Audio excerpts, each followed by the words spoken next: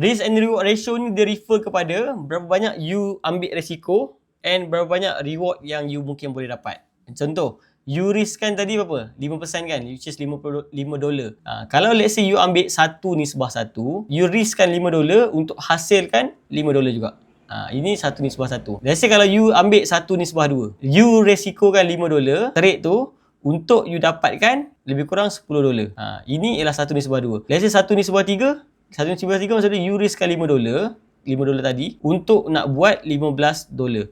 At the end of the day, you trade kan, kita punya hujung-hujung dia akan berbalik kepada ni je. Tak kira lah you pakai teknik apa kan.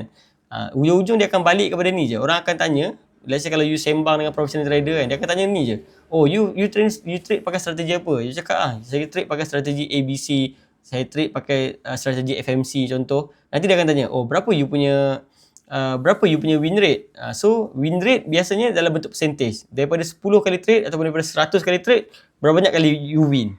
Kalau macam market structure punya trading strategi, dia punya win rate ialah 40% ke 60% je. 64% macam tu lah. Dia ada tahun tinggi, ada tahun rendah, tapi dia akan jatuh dalam range ni 40 ke 60%. Let's say kalau you ambil A plus setup je, you akan berjaya dapat 60% lah. Tapi let's say kalau you sapu semua, dia akan jatuh lebih kurang 45 ke 50% macam tu. Tapi at the end of the day, kita punya win rate berapa? Kita punya risk and reward berapa? Dia akan tanya, oh saya pakai risk 1:2. Jadi normally, let's say kalau you pakai risk 1:2, you for sure you akan buat duit.